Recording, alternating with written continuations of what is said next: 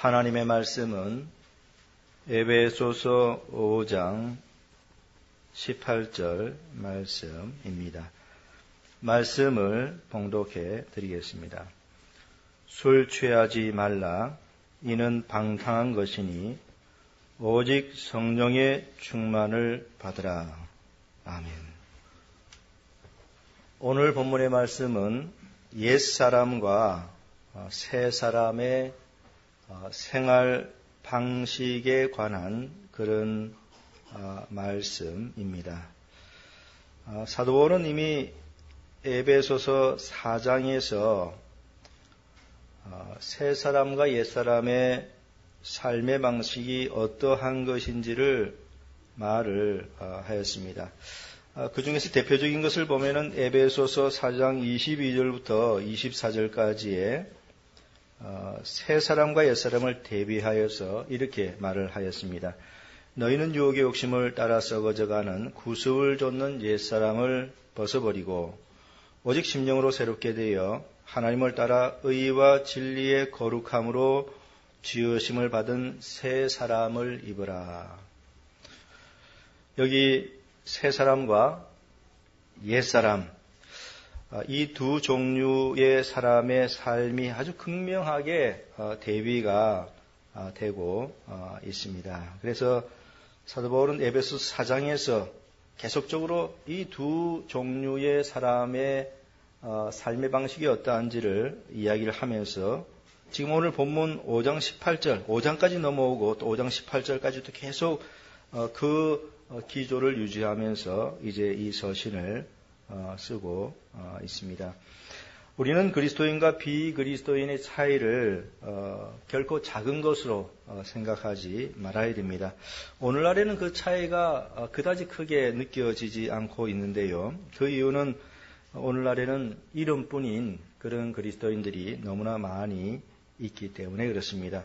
명목상의 그리스도인들은 불신자들과 그다지 차이가 크게 보이지 않습니다. 그래서 그런 사람들이 많이 있기 때문에 오늘날에는 믿는 사람과 불신자, 또 그리스도인과 비그리스도인의 차이가 막 그리 큰 것으로 그렇게 느껴지지 않습니다. 그러나 성경에서 말하는 진리는 확연히 다릅니다. 성경에서는 그리스도인과 비그리스도인은 굉장한 차이가 있다고 그렇게 말을 하고 있습니다. 로마서 8장 5절부터 9절까지에 보면은 이 두 종류의 사람의 삶이 얼마나 극명하게 대조되는지 하는 것을 잘 보여주고 있습니다. 육신을 좇는 자는 육신의 일을, 영을 좇는 자는 영의 일을 생각하나니 육신의 생각은 사망이요 영의 생각은 생명과 평안이니라.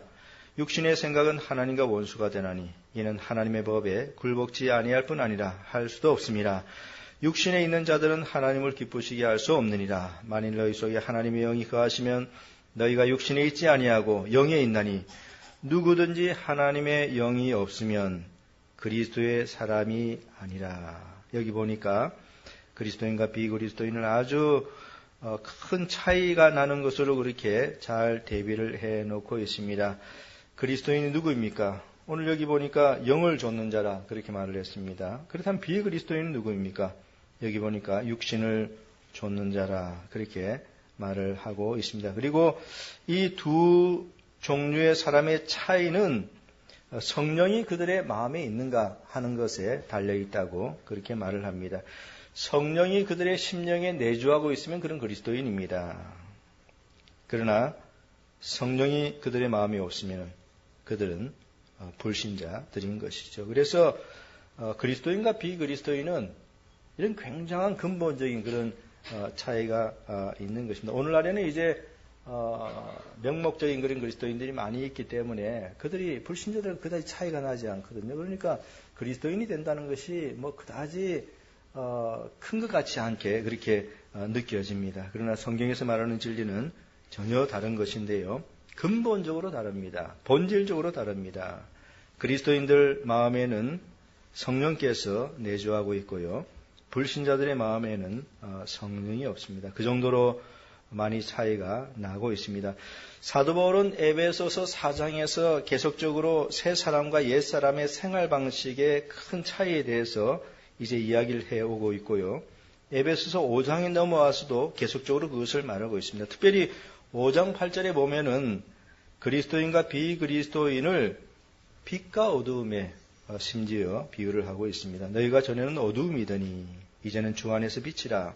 빛의 자녀들처럼 행하라. 빛과 어두움은 아주 극명하게 대조가 되는 그런 것입니다. 바로 그렇듯이 그리스도인과 비그리스도인의 차이가 대단히 크다. 그렇게 사도가 말을 한 것입니다. 오늘 본문 에베소서 5장 18절에 와서도 이제 똑같이 말을 하고 있지요. 새 사람과 옛 사람의 삶의 방식을 비교하면서 이제 명령을 하고 있는데요. 여기 뭐라고 이야기를 하냐니까 술 취하지 말라 이는 방탕한 것이니 이게 바로 옛 사람의 삶의 방식이지 않습니까? 술 취하지 말라 이는 방탕한 것이니 그렇다면은 새 사람의 삶의 방식은 무엇입니까? 오직 성령의 충만을 받으라. 바로 이것이 이제 새 생명을 받은 새 사람, 즉 그리스도인의 삶의 방식인 것입니다. 사도 바울은 오늘 본문에서 새 사람과 옛 사람의 차이가 어떠한지 또 그들의 삶의 방식은 어떠한지 또 어떻게 마땅히 살아야 되는지 하는 것을 여기서 보여주고 있습니다. 술 취하지 말라 이는 방탕한 것이니 오직 성령의 충만을 받으라. 술에 취하여 방탕하게 사는 것은 사도 바울 시대의 전형적인 불신자들의 삶의 그런 모습이었습니다. 오늘날에도 이것은 그다지 크게 달라진 것은 없지만 사도 바울 시대에는 이것이 아주 일반적인 그런 현상이었습니다. 여기 오늘 본문에 취하다라고 하는 이 단어는 술을 많이 마신 상태를 의미하고 있습니다. 사도 바울 시대에 많은 사람들이 술을 많이 마시고서는 방탕한 그런 삶을 살았습니다. 그래서 술 취하지 말라 했을 때는 술을 아주 많이 마셔가지고 이제 그들의 삶이 방탕으로 들어가는 그런 모습을 우리들에게 이야기를 해주고 있습니다. 사도 바울 당시에 이렇게 사는 사람들이 많이 있었습니다. 그래서 디모데전서 3장 3절에 보면은 감독의 자격에 대하여 말을 하면서 거기 무슨 조항을 넣었냐면은 술을 즐겨서는 안 된다. 그렇게 말을 하고 있습니다. 술을 즐기지 아니하며 구타하지 아니하며 오직 관용하며 다투지 아니하며 돈을 사랑치 아니하며 라고 하였습니다. 당시에 술을 마시고 방탕한 것이 일반적인 현상이었기 때문에 목회자가 되려면 그런 옛사람의 습관을 완전히 버려야 된다. 그런 사람은 목회자가 될 수 없다. 그런 말을 한 것입니다. 집사의 자격에도 동일한 항목이 나오고 있습니다. 디모데전서 3장 8절에 이와 같이 집사들도 단정하여 일구이연하지 아니하고 술에 임박이지 아니하고 더러운 일을 탐하지 아니하고 라고 하였습니다. 술에 흠뻑 취해 사는 사람은 집사의 자격이 없는 것이죠. 집사는 더 이상 그렇게 옛사람의 삶을 살아서는 결코 안 된다는 것을 말하고 있는 것입니다. 디도서 2장 3절에도 술에 관한 말씀이 나오고 있는데요. 거기에 보면은 술의 종이 되지 말라 그렇게 말을 하고 있습니다. 늙은 여자로는 이와 같이 행실이 거룩하며 참소치 말며 많은 술의 종이 되지 말며 선한 것을 가르치는 자들이 되고라고 하였습니다. 여기 많은 술의 종이 되지 말며, 그러니까 술을 많이 마셔가지고 늘 술의 지배하에 놓여 있는 그런 방탕한 삶을 살아서는 안 된다는 그런 경고의 말씀인 것입니다. 술에 취하면은 술의 통제를 받게 되는 것입니다. 일단 술에 취하게 되면은 그 사람은 자기 자신이 자신을 더 이상 통제할 수 없게 됩니다. 술 취하면은 그 다음에는 이제 자신의 이성과는 전혀 무관하게 행동을 하게 됩니다. 더 이상 자기가 자기 자신을 통제할 수 없지요. 누가 그 사람을 통제합니까? 술이 통제하게 되는 것입니다. 그래서 사람들은 술에서 깨어난 후에 자신들의 어리석은 행동을 후회하는 경우들이 대단히 많이 있습니다. 그렇게 후회를 하는 이유는 자신의 이성이나 의지와는 전혀 무관하게 행동을 하였기 때문인 것입니다. 만약 그들이 자신의 이성을 따라서 행동하였더라면 술 깨고 나서 그렇게 후회할 이유가 없지요. 그러나 그들은 자신의 이성과는 전혀 무관하게 행동하였기 때문에 술에서 깨어나고 난 다음에는 이제 그것을 대단히 크게 후회를 하는 것입니다. 술 취한 상태에서는 자신이 이성적으로 그렇게 해서는 안 된다라고 생각을 해도 그러한 생각이 자신의 행동을 통제할 수 없습니다. 통제할 수 없습니다. 그래서 사람들은 술 취한 상태에서 부정하고도 음란한 그런 행동을 하고요. 또 술 취한 상태에서 차를 과속으로 몰다가 큰 사고를 내기도 하고, 또 술 취한 상태에서 상대방과 싸우다가 그 사람을 살인하기도 하는 일들이 이 땅에서 종종 일어나는 것입니다. 그 이유는 술에 취하게 되면은 자신이 자신의 행동을 통제할 수 없기 때문에 그런 것입니다. 술에 취하면은 술의 지배를 받게 되는 것이죠. 그래가지고 궁극적으로는 이제 그 사람의 삶이 대단히 방탕하게 될 수밖에 없는 것입니다. 잠언 23장 29절부터 35절까지 보면은 술 취한 사람의 방탕한 삶의 모습이 잘 나오고 있습니다. 여기 이 사람을 보면은 술에 취해서 감각이 없는 자가 되었어요. 그래서 자기 자신을 이제 방탕에 방임하고 있는 그런 모습을 보여주고 있습니다. 죄악이 누구에 있느냐, 근심이 누구에 있느냐, 분쟁이 누구에 있느냐, 원망이 누구에 있느냐, 까닭없는 창상이 누구에 있느냐, 붉은 눈이 누구에 있느냐. 이렇게 이제 질문을 하고 난 다음에 그 답으로서 뭐라고 이야기를 하냐면은 술에 잠긴 자에게 있고 혼합한 술을 구하러 다니는 자에게 있느니라 라고 했습니다. 그 다음에 계속해서 말하기를 포도주는 붉고 잔에서 번쩍이며 순하게 내려가나니 너는 그것을 보지도 말지어다. 이것이 마침내 뱀같이 물 것이요 독사같이 쏠 것이며 또 내 눈에는 괴이한 것이 보일 것이요 내 마음은 망령된 것을 바랄 것이며 너는 바다 가운데 누운 자 같을 것이요 돛대 위에 누운 자 같을 것이며 내가 스스로 말하기를 사람이 나를 때려도 나는 아프지 아니하고 이제 감각 없는 자가 된 것이지요. 나를 상하게 하여도 내가 감각이 없도다. 내가 언제나 깰까? 다시 술을 찾겠다 하리라. 이렇게 이제 잠언 23장에서 말을 해주고 있습니다. 여기 술독에 빠진 사람의 그 방탕한 삶의 모습을 잘 보여주고 있는데 결국은 이제 이 사람은 어떻게 되냐면은 멸망당하고 마는 것입니다. 그래서 재앙이 누구에게 있느냐? 답은 술에 잠긴 자에게 있다는 것이죠. 재앙이 누구에게 있습니까? 혼합한 술을 구하러 다니는 자에게 있습니다. 그래서 그것을 마시고 이제 감각 없는 자가 되어서 방탕한 그런 것에 자신의 삶을 다 방입해버리는 그런 사람들에게 결국은 멸망이 찾아온다는 그런 것입니다. 사람들이 술에 취하게 되면은 일시적으로 기분이 대단히 좋아지게 됩니다. 그리고 세상 걱정을 잊어버리게 되죠. 그러나 그것은 세상의 염려와 근심을 잊어버리는 올바른 방식이 결코 아니라는 사실을 우리가 분명히 알아야 됩니다. 술은 잠시 위안을 줍니다.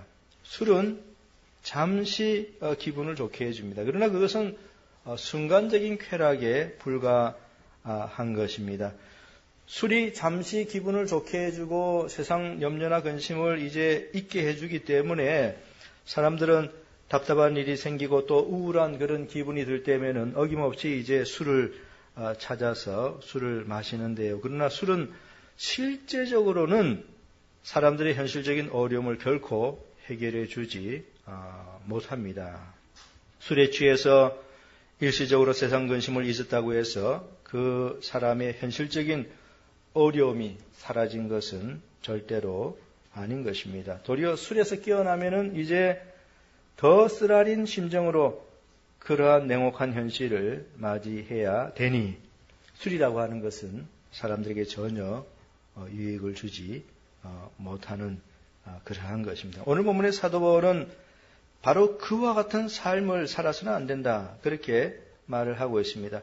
에베소 성도들이 복음을 듣고 회심하여서 새 사람의 삶을 살게 되었는데요. 과거 그들이 복음을 듣기 전에 변화되기 전에 그 삶의 모습, 그 상태에 살아서는 절대로 안 된다고 말을 하고 있습니다. 술 취하지 말라 이는 방탕한 것이니.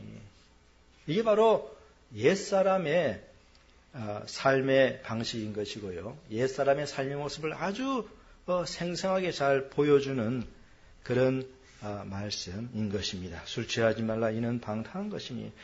그렇다면 그리스도인들은 어떻게 살아야 합니까?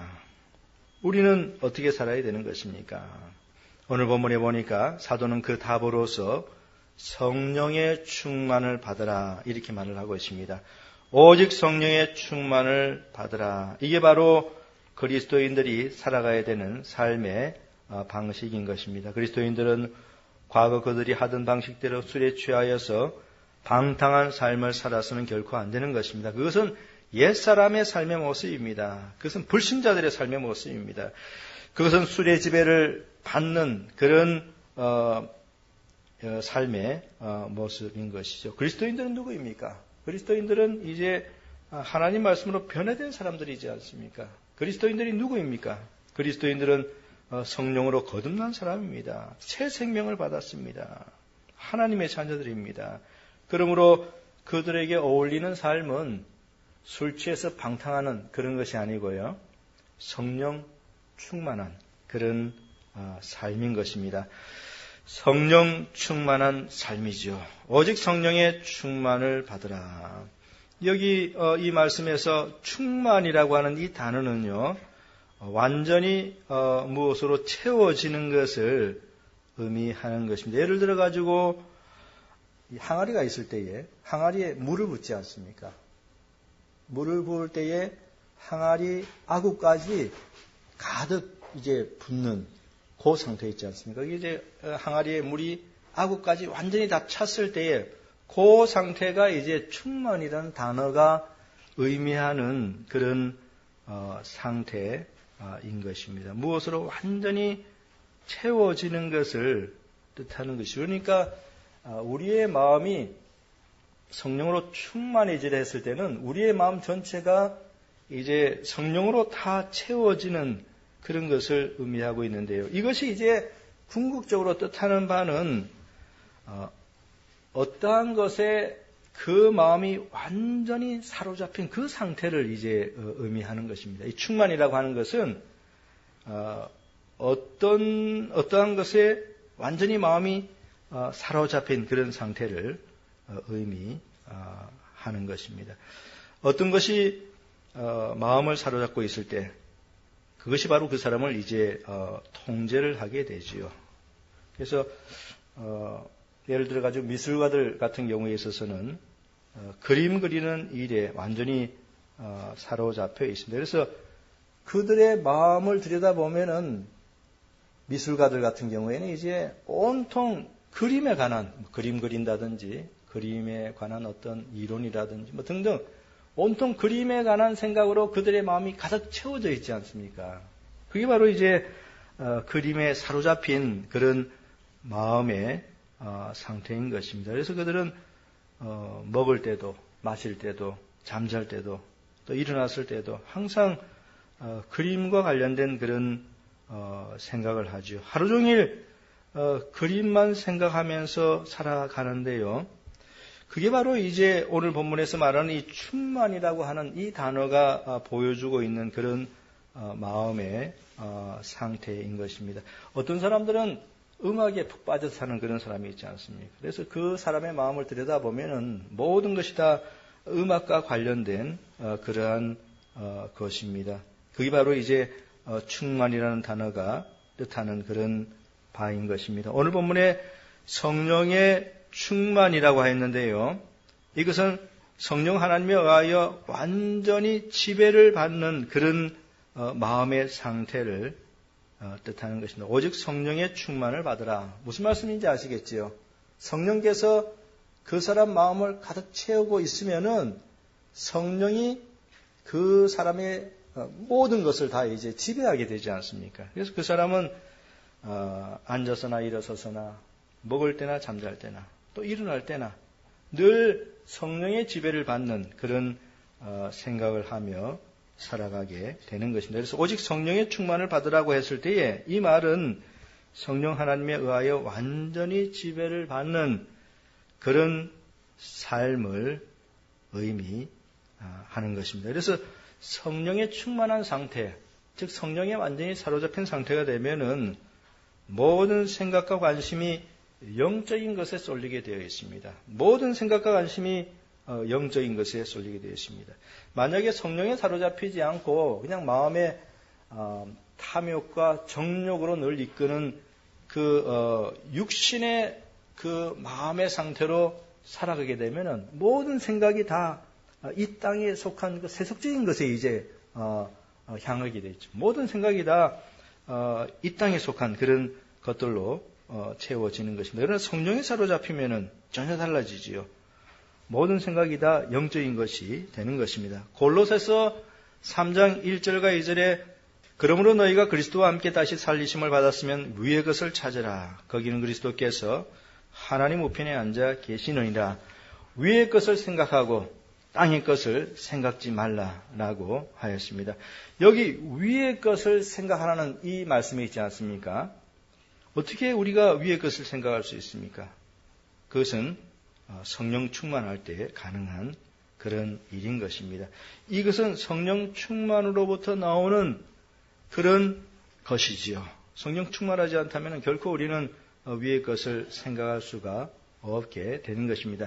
고린도후서 4장 16절에 그러므로 우리가 낙심하지 아니하니 겉사람은 후패하나 우리의 속은 날로 새롭도다라고 하였습니다. 이것도 역시 성령 충만할 때에 이렇게 되는 것이죠. 우리의 속이 날로 새롭다. 어떻게 우리의 속이 날로 새로워질 수 있습니까? 우리가 성령으로 충만할 때에 이렇게 될 수 있는 것입니다. 갈라디아서 5장 16절에서는 성령 충만한 이 상태를 성령을 좇는 삶이라고 이렇게 표현을 했고요. 또 18절에 가서는 이것을 성령의 인도를 받는 삶이라고 이렇게 말을 하였습니다. 다 동일한 그런 개념입니다. 성령이 충만하게 되면은 성령을 좇게 되지요. 또 성령의 인도함을 받게 되는 것입니다. 그래서 갈라디아서 5장 16절부터 18절에 보면은 내가 이르노니 너희는 성령을 좇아 행하라. 이게 바로 성령 충만한 삶을 의미하는 것입니다. 너희는 성령을 좇아 행하라. 그리하면 육체의 욕심을 이루지 아니하리라. 육체의 소욕은 성령을 거스리고 성령의 소욕은 육체를 거스리나니 이 둘이 서로 대적함으로 너희의 원하는 것을 하지 못하게 하려 함이니라. 너희가 만일 성령의 인도하시는 바가 되면 이거 역시 성령 충만을 말하는 것입니다. 성령의 인도하시는 바가 되면 율법 아래 있지 아니하리라. 술에 취하면은 누구의 지배를 받습니까? 술에 취하면. 그러니까 취한다는 것은 충만이라는 단어하고 같은 개념으로 생각해야 합니다. 그러니까 술이 그 사람의 마음을 다 차지하고 있다. 그런 상태. 그러니까 술의 기운이 그 사람을 이제 다 지배하고 있는 상태이지 않습니까? 그러니까 술에 취하면은 술이 그 사람의 마음 전체를 이제 다 통제를 하고 있는 그런 셈이 되는 것이. 그래서 술이 그 사람을 지배하게 되는 것입니다. 술 취한 삶은 술에 의하여 마음이나 행동의 상태가 통제받고 영향을 받게 됨으로써 결국은 이제 방탕으로 나아가게 되는 것이고요. 그러나 거기에 반하여 이제 술 취하지 않고 사도행전 2장이 나오는 표현을 빌려서 말하면은 이제 성령에 취하게 되면은 그 당시에 다들 성령이 취했는데 사람들은 술 취한 것을 오해하지 않았습니까? 그 형태가 이제 유사점이 있는 것은 분명한 것이죠. 그러나 술 취하지 않고 성령에 취하게 되면은, 즉 성령의 충만을 받게 되면은 어떻게 되느냐? 그러면은 성령의 지배를 받게 되고요. 그러면은 그 생각이 신령하고 영적인 것으로 이제 가게 되고, 그래서 그것이 결국은 삶에 어떠한 영향을 미치냐면은 성결한, 방탕이 아니라 의롭고 올바르고 성결한 삶으로 이제 살아갈 수 있도록 그렇게 하는 것입니다. 예수님께서는 항상 성령 충만한 그런 삶을 사셨습니다. 누가복음 4장 1절에 예수께서 성령의 충만함을 입어라고 하였고요. 또 요한복음 3장 34절에 보면은 하나님의 보내신 이는, 예수님이죠. 하나님의 보내신 이는 하나님의 말씀을 하나니 이는 하나님이 성령을 한량없이 주심이니라. 성령을 한량없이 주심이니라. 예수님은 이처럼 성령으로 충만한 그런 삶을 사셨습니다. 사도 베드로도 성령으로 충만한 삶을 산 그런 사람이었습니다. 사도행전 4장 8절에 이에 베드로가 성령이 충만하여 라고 그렇게 되어 있습니다. 베드로가 사내들인 공회원들 앞에서 담대하게 복음을 말할 수 있었던 이유는 바로 그가 성령으로 충만하였기 때문인 것입니다. 사도행전 6장 3절에 보면은요, 7 집사를 택할 때에 그 기준 중에 하나가 뭐냐면은 성령의 충만이 들어가고 있습니다. 형제들아 너희 가운데서 성령과 지혜가 충만하여 칭찬 듣는 사람 7을 택하라. 우리가 이 일을 저희에게 맡기고. 여기 보니까 집사를 택하는 그런 기준에 있어서 무엇보다도 성령이 충만한 그런 사람이 되어야 한다라고 했습니다. 그래서 사도행전 6장 5절에 가보면은 온 무리가 이 말을 기뻐하여 믿음과 성령이 충만한 사람 스데반과 또 빌립과 브로고로와 니가노르와 디몬과 바메나와 유대교에 입교한 안디옥 사람 니골라를 택하여라고 했습니다. 여기 택함받은 여기 이제 집사로 이제 택함받은 7 사람의 특징은 뭐냐면은 모두 다 성령이 그들의 마음에 충만한, 그래서 성령의 지배를 받고 그들의 모든 생각은 신령한 그런 생각을 하던 그런 사람들이었습니다. 초대교회 7 집사들 성령이 충만한 사람들이었습니다. 성령의 지배를 받고 성령을 좇는 그런 삶을 살았습니다. 성령의 인도하심을 받는 그런 사람들이었습니다. 사랑하는 성도 여러분, 여러분의 현재의 삶은 어떻습니까? 여러분들도 성령 충만한 삶을 살아가고 있습니까? 아니면은 여러분의 마음을 지배하는 것이 성령 하나님이 아니라 세속적인 어떤 것인가 하는 그런 질문인 것입니다. 여러분의 삶의 그 상태는 어떠한 것입니까? 성령의 인도하심을 받아서 영적인 것들을 생각하며 또 신령한 삶을, 거룩한 삶을 살아가는 그런 신자들인가 하는 것입니다. 우리 모두 성령의 충만을 받는 그런 삶을 살아가야 되겠습니다. 그렇다면 이제 마지막으로 우리가 생각해 볼 것은 우리가 어떻게 하면 성령의 충만을 받을 수 있는가. 오늘 본문의 사도 바울은 이제 명령형으로 성령의 충만함을 받으라 이렇게 이야기를 했지 않습니까? 성령께서는 이미 우리 마음에 내주해 계십니다. 내주해 계십니다. 우리가 믿을 때 성령께서 우리 마음에 이제 내주해 계시는 그런 것이죠. 그래서 이 성령 충만을 받으라라고 하는 것은 그 내주에 계시는 성령께서 우리의 마음을 다 지배할 수 있도록 그렇게 하라는 그런 명령의 말씀이기 때문에, 그렇다면 우리는 어떻게 이런 상태를 유지할 수 있는가 하는 그런 것을 우리가 생각해 봐야 되겠습니다. 어떻게 우리는 내주하고 계시는 성령의 온전한 지배를 받는 그런 올바른 삶을 살 수 있는가 하는 것이죠. 3가지만 간단하게 말씀드리면 첫 번째로는 죄를 지어서는 안 됩니다. 죄를 지어서는 안 된다. 갈라디아서 5장 17절에 육체의 소욕은 성령을 거스리고 성령의 소욕은 육체를 거스리나니 이 둘이 서로 대적함으로 너희의 원하는 것을 하지 못하게 하려 함이니라 라고 하였습니다. 육체의 소욕을 따라가면 이제 그게 죄를 짓는 것이죠. 근데 육체의 소욕을 따라가면은 어떤 현상이 나타나냐면은 성령을 거스르기 때문에 성령의 인도를 받지 못합니다. 성령의 인도를 받지 못합니다. 그래서 이제 죄를 지어서는 안 되는 것이죠. 부주의하게 아무렇게나 살면은 성령의 지배를 받지 못합니다. 그래서 죄를 짓지 말아야 하는 것입니다. 우리들이 성령의 충만을 받기 위해서는 죄를 짓지 말아야 된다. 두 번째는 이제 우리 마음에 내주하시는 성령의 인도하심에 항상 민감해야 됩니다. 민감해야 됩니다. 고린도전서 6장 19절에 너희 몸은 너희가 하나님께로부터 받은 바 너희 가운데 계신 성령의 전인 줄 알지 못하느냐라고 말씀하신 것처럼 성령께서 이제 우리 마음에 내주하고 계시고요. 그 다음에 이제 갈라디아서 5장 17절에 있는 그 말씀대로 성령의 소욕이라 했으니까 소욕, desire. 성령께서 바라시고 원하시는 거 있지 않습니까? 마귀가 바라고 원하는 것은 다 죄악적인 것이고 악한 것입니다. 그러나 거룩하신 성령께서 이제 원하고 바라시는 것은 다 선하고 의롭고 거룩한 그런 것이죠. 그래서 우리 내면에서 성령께서 우리를 향해서 바램, 소욕이라 그랬죠. 그것을 바램, 우리가 어떤 생각을 하기를 원하고 우리가 어떤 삶을 살아가기를 원하는지를 성령께서 바라는 그 마음이 있고요. 그래서 그것을 이제 우리들에게 말씀을 하십니다.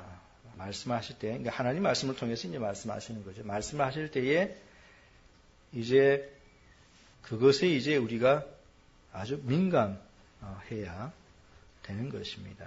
그래서 우리들에게 일어나는 이 신령한 그런 좋은 생각들은 다 성령께서 주시는 그런 것입니다.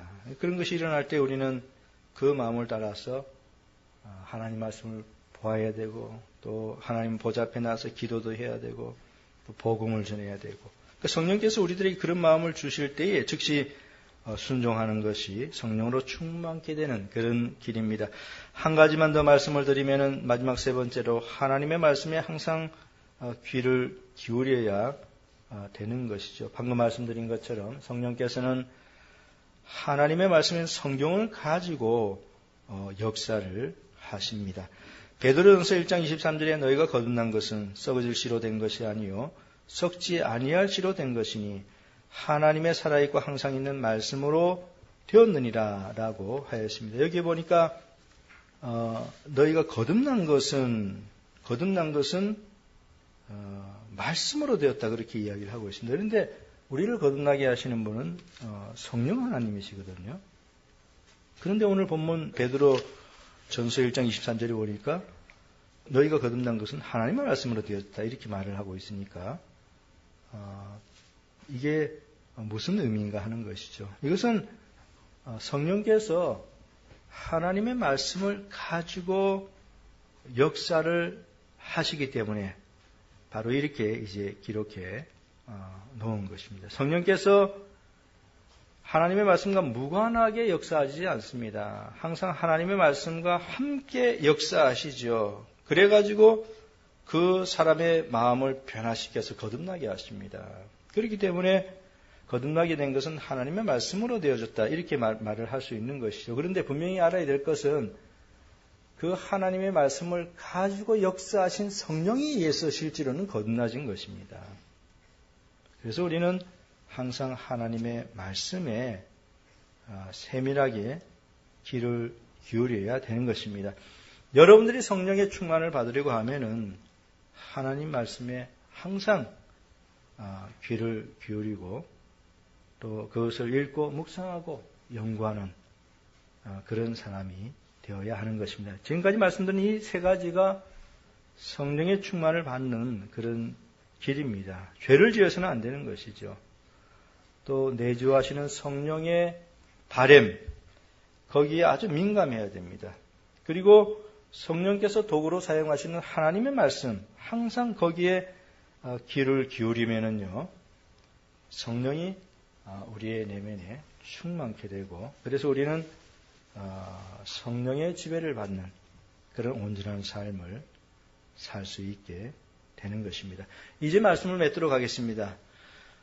그리스도인이 성령의 충만한 삶을 살게 되면은요, 결론적으로 말씀드려서 이제 그의 삶에는 성령의 열매들이 맺히게 됩니다. 성령의 열매라고 하는 것은 갈라디아서 5장 22, 23절에 있는 것처럼 사랑과 희락과 화평과 오래 참음과 자비와 양선과 충성과 온유와 절제 등과 같은 그런 것입니다. 이게 바로 이제 성령의 열매인데 이것은 성령이 우리에게 충만해서 우리가 온전히 성령의 통제를 받고 지배를 받는 그런 삶을 살게 되면은 우리 믿는 그리스도인들에게 나타나는 그런 삶의 모습인 것입니다. 사랑과 희락과 화평과 오래 참음과 자비와 양선과 충성과 온유와 절제 같은 이런 것들은 성령의 충만한 그런 상태로 살아갈 때 그리스도인들에게 나타나는 그 삶의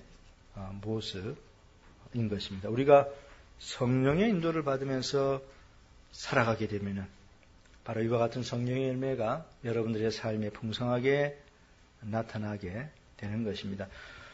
술에 취하여서, 술에 충만하여서, 다른 말로 하면은, 그래서 이제 술의 지배를 받으며 살아가게 되면은 그 삶은 방탕으로 이어집니다. 그러나 성령의 지배를 받으면서 살아가면은 그 삶은 성령의 아름다운 열매를 맺는 그런 삶이 되는 것입니다. 여러분들은 어떠한 삶을 살아야 되겠습니까? 그것은 당연히 성령 충만한 그런 삶인 것입니다. 여러분 모두 성령에 충만한 그런 삶을 삶으로써 여러분들의 삶에 성령의 열매들이 풍성하게 나타날 수 있게 되기를 간절히 바랍니다. 술 취하지 말라. 이는 방탕한 것이니 오직 성령의 충만을 받으라. 아멘.